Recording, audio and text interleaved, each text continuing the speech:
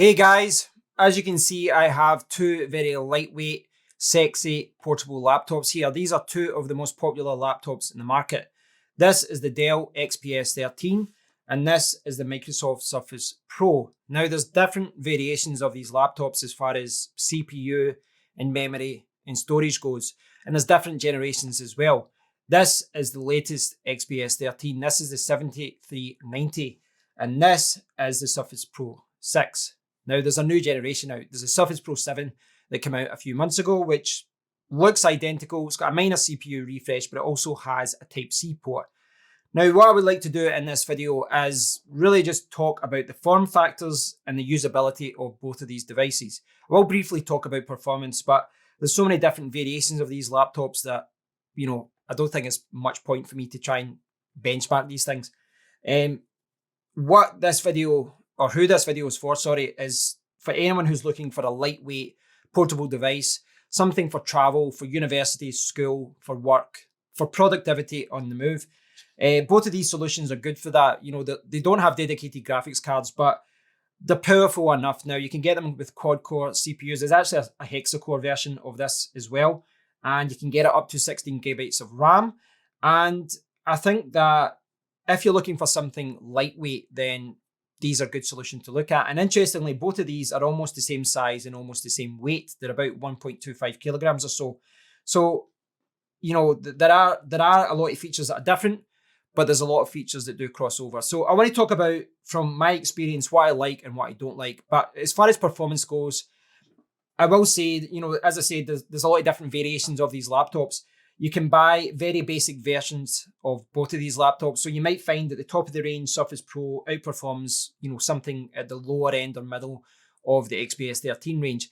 But what I would say is that generally speaking, the Microsoft Surface range is more expensive, which I guess is understandable in some level because this is not just a laptop, it's a tablet laptop hybrid, and you pay a premium for that. But I also think that I don't know. I think you pay that kind of Apple premium as well because both of these are pretty poor when it comes to upgrades. With the Surface Pro range, what you buy, the configuration that you buy is what you get. With the Dell XPS 13, you can replace the battery, but you can also upgrade the solid state drive as well. So it's a little bit disappointing that you can't upgrade the memory in these laptops.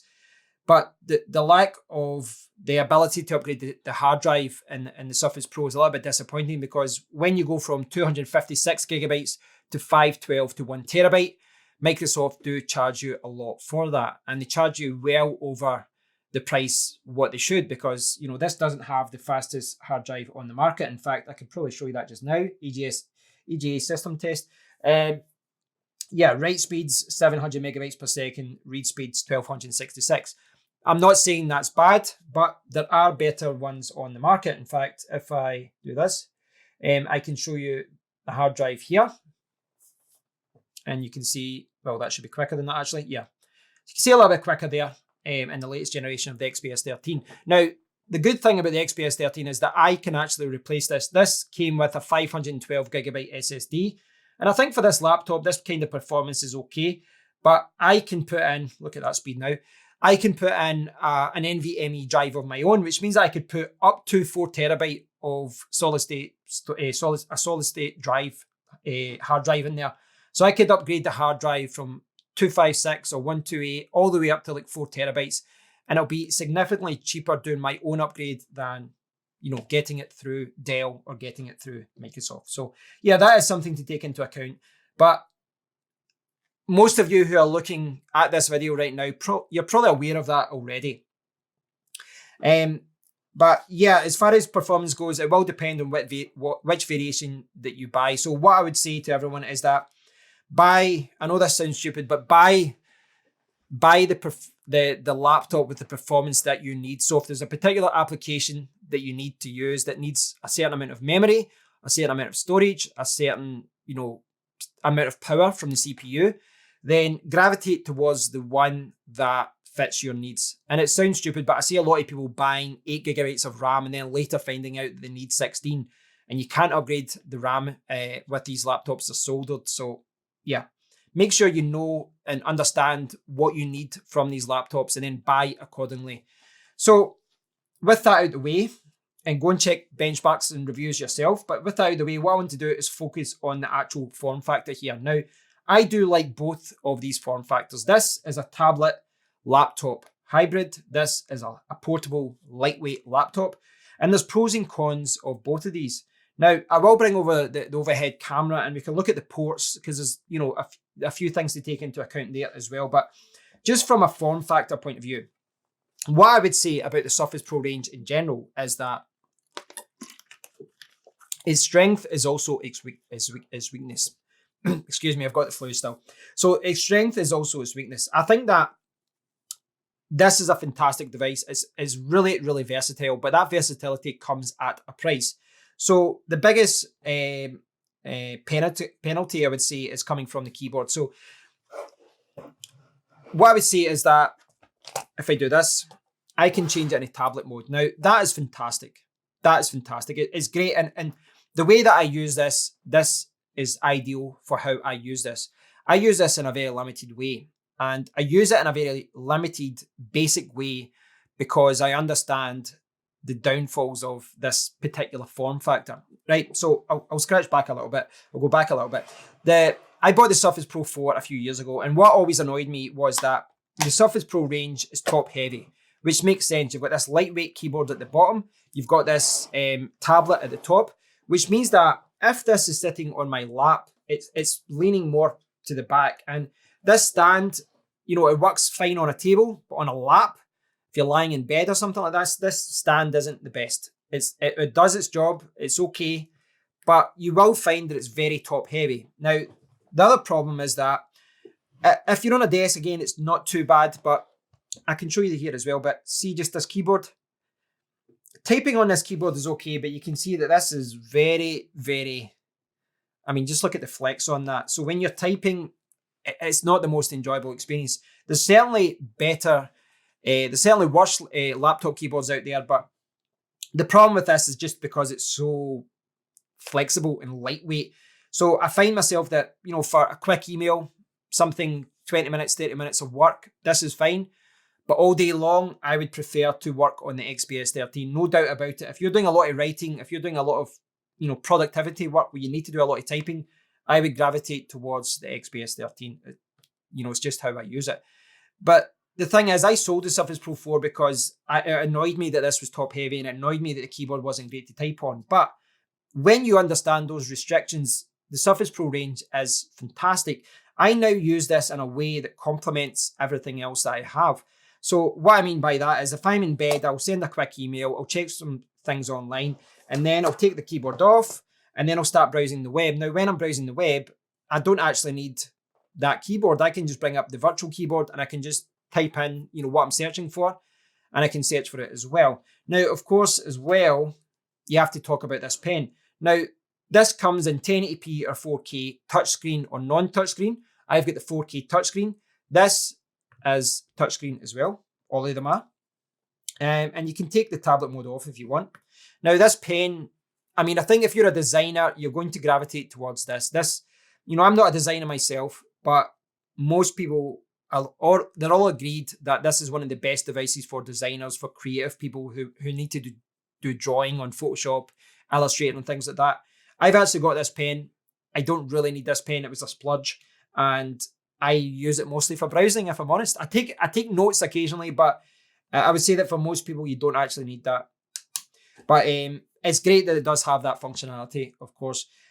So it's one of those things. I do love the Surface Pro, I do, but I'm aware of its limitations. It's kind of a jack of all trades and a master of none in some respects, because as a tablet, it's a little bit too heavy. In some situations, it's I'd prefer an 8-inch or 9-inch or 10-inch laptop tablet. But as a laptop, sorry, I keep misspeaking here. As a tablet, I would prefer it to be a little bit smaller. As a laptop, I'd prefer the larger screen of the XPS 13, and I'd prefer a solid keyboard. You can buy third-party keyboards right enough, but yes. I think if you understand the limitations of this, it's a perfect solution. It really is. There's things I like about both that and there's things I don't like about both. I would say that if you only have to buy one laptop, just be aware that the keyboard is not as good a typing experience. It can be a little bit, it's just not the most enjoyable experience. But what you're paying for here, what you're paying extra for here, is versatility. This is such a versatile device, and it's a fantastic multimedia device. It's got 2 cameras. This has got 5 megapixels at the front, 8 megapixels at the back. The cameras are really, really good. Now, it still puzzles me why laptop cameras are so bad today. I don't know why. We're going into 2020 and laptop cameras still suck. You could buy a $3,000 laptop and the cameras will suck, but not on the Surface Pro range. The cameras on these laptops or tablets, the cameras are fantastic.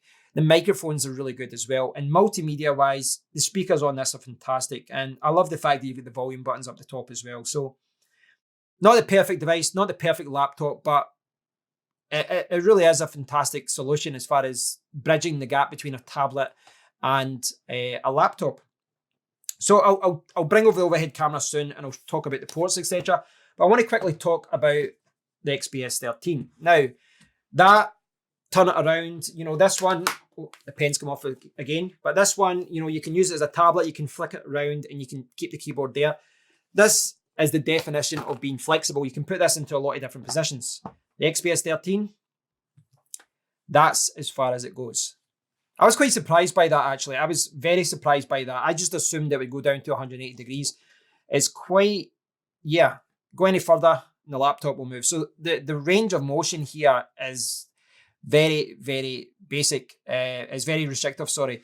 As far as the screen goes, you can get a lot of different versions of the screen. Again, Dell give you a lot of different configuration options, 1080p, 4K, different display options. I think that the display on this looks fantastic. It looks amazing. And a lot of people say don't buy a 4K display on a 13.3-inch laptop. It's wasted on you. But I think it looks fantastic. And I don't know if it's maybe just because of the smaller bezels as well. Both of these devices are about the same size. But you can see this yourself, that the bezels in the Microsoft Surface are larger. Now, I don't think that's necessarily a bad thing, but it does mean that this has got a 12.3-inch display. The Dell XPS 13 has got a 13.3-inch display. But this has got that infrared camera in it. This has got Hello World, where I just look at it, little hello camera, and it logs in. Now, the XPS 13 doesn't have that. You can use the power button as a fingerprint sensor. But I think because the thicker bezels here, it does make sense because it's a tablet, so it does kind of make sense. But the display on this is fantastic. And the typing experience on this is really good as well. And of course, it is a 13-inch laptop. It's a little bit cramped compared to larger 15-inch laptops, but the typing experience on this is good. I find the touchpad is good on both of them. Some people might say it's better on one or the other. I generally use a mouse. You can see I've got mice all about this table. I normally use a mouse for both of these devices. When I'm not using a mouse, I just use the touchscreen. If I'm honest, I don't really use the touchpad that much. I know I briefly talked about performance earlier on, but I will say that you can buy fanless versions as well. The i5 here is a fanless version, which means that there's no fans ever come on, which means it's always quiet. The downside to that is, of course, is that performance is not amazing. This one, the fans can get quite noisy, but you do, it's an i7. You do get that extra performance that you wouldn't have got if you had a fanless version. Overall, though, I would say that the form factor of the Dell XPS 13 is fantastic. It's a laptop. It's not as versatile. But like I was saying earlier on with the Microsoft Surface, when you're sitting on the couch or when you're lying in bed, I end up always pulling the keyboard off because it's not a pleasant writing experience. If you're on the couch, sitting there, sitting on a chair, sitting at a table, it doesn't matter where you're sitting. This is always a pleasant experience. If you're browsing the web, if you're typing, this is good because it's bottom heavy, it's not top heavy. Because of the way this is designed, the top of because all the power's in the top, it always kind of gravitates towards falling. This is the opposite. It's how a laptop should be. So I'll bring over the overhead camera now. I'll switch on rather. And we can have a look at both of these laptops. And now you can see why I have been comparing both of these devices. Just look at these laptops. They're almost identical. I mean, go and check the website, look at the difference in dimensions. I'm sure there's a few millimeters off here or there, but come on. These are the same weight almost, same dimensions. There's practically nothing between them. So, from a travel point of view, from a putting it in your bag point of view, and, traveling, there's really not much difference here. There really isn't. What I'll quickly do now is just talk about ports. So I'll zoom in a little bit because this is important as well. Here we've got the headphone jack. Then we've got power and volume. Now, these volume buttons at the top, I will say, these have proved to be much more useful than I thought they would. I just thought it was a nice little bonus, but I find myself using this all the time. Sign in options. I'm going to do my face, log in. There we go. And now I can show you that. So that's actually more useful than I thought it would be because it saves you from having to go down and put the volume up there. So yeah, I do find that's good. You've got the camera there, the mics, this other camera there. Now at this end, you've got the Surface Connect, and this is how you charge it, and it's how you connect to a dock and all that as well. Here we've got a mini display port, and here we've got USB 3.0. Now, as I was saying earlier, the Surface Pro 7 does have a Type-C port now, so there's a few more connection options there. But if you've got the Surface Pro 6 and before, well, this is it.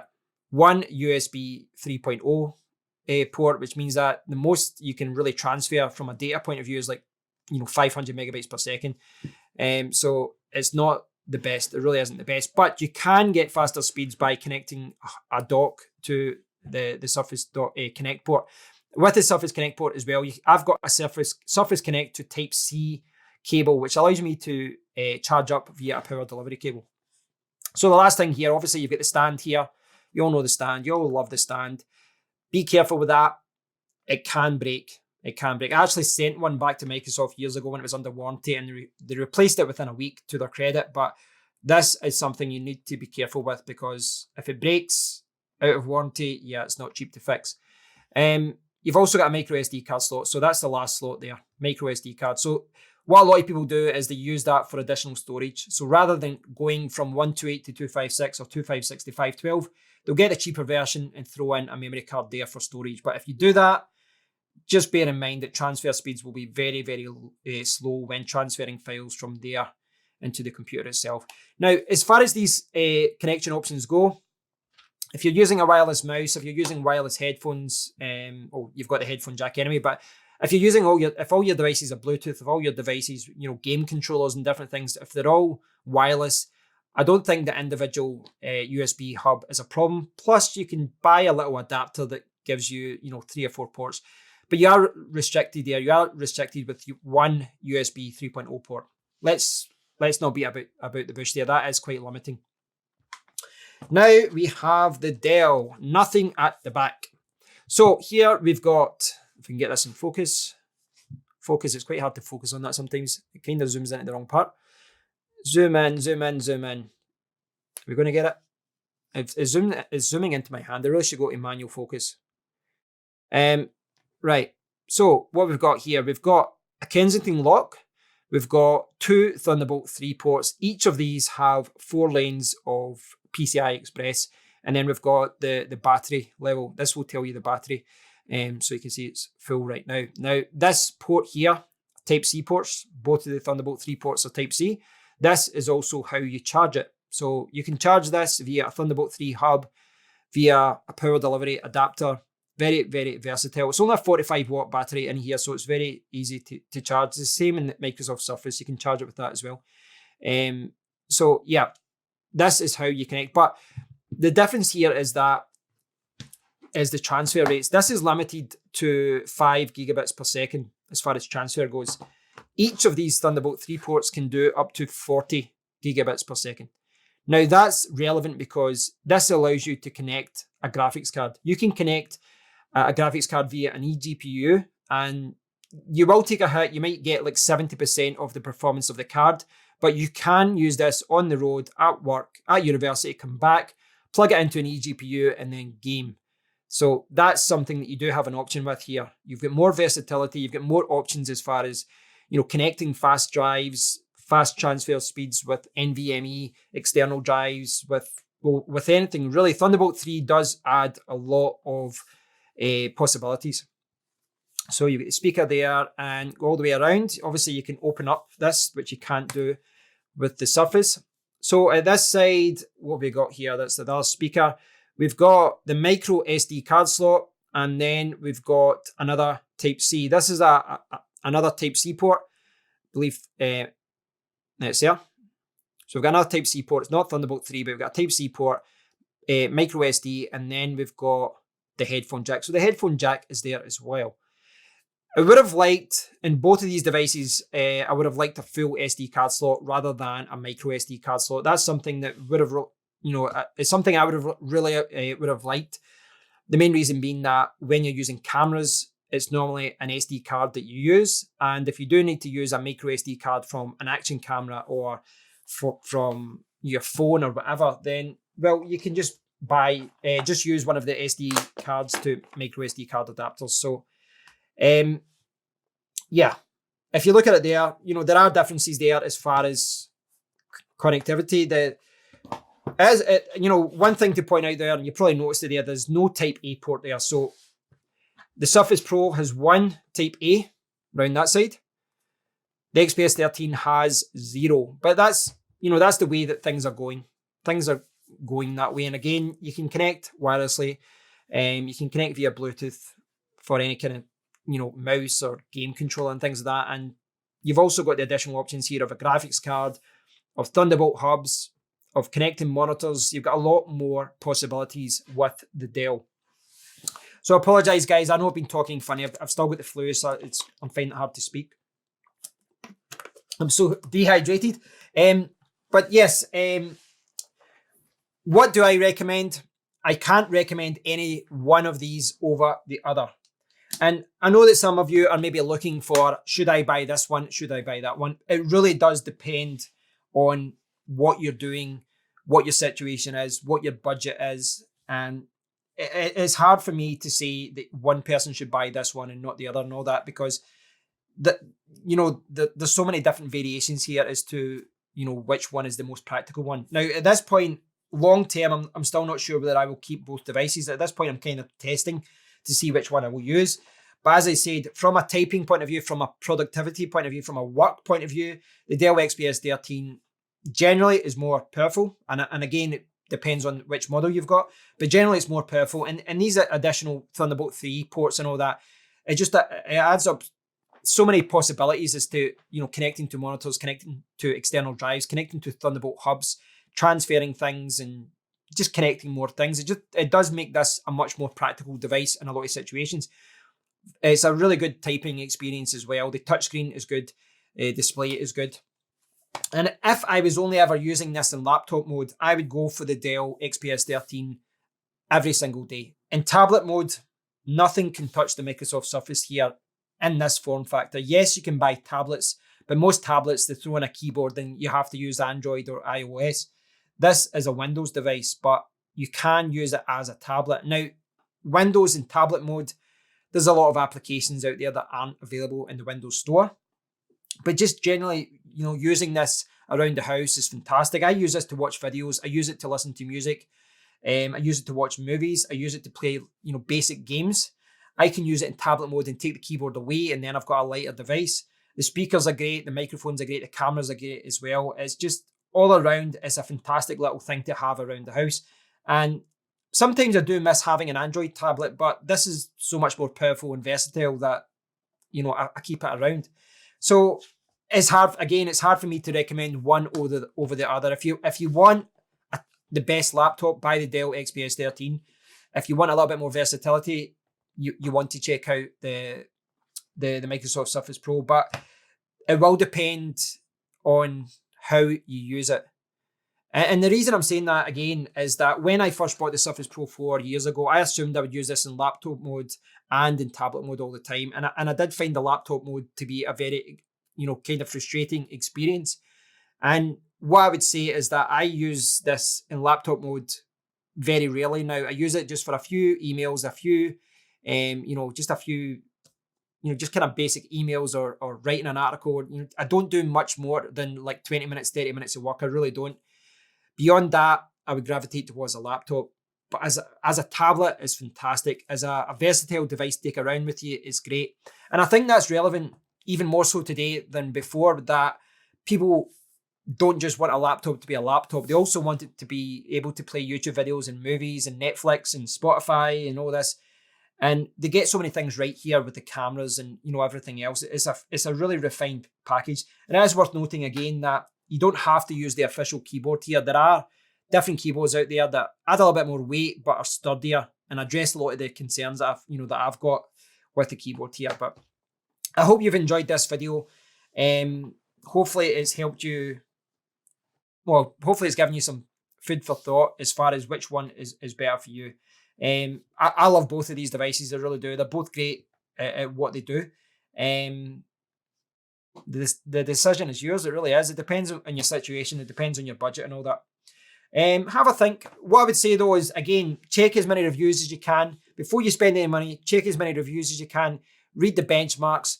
But also go into a shop. Both of these laptops are popular, and they're, most tech stores will have these. If in the UK, you go into Curry's. In America, you go into Best Buy. Go into these shops and mess around with them. Type on them. Mess around with the Surface Pro. Take the case away, put it back in, and mess around with it to get a feel for how these laptops work. So thanks for watching. If you get any questions that I didn't cover in this video, let me know, and I'll do my best to answer you. But thanks for watching, and until next time, take care.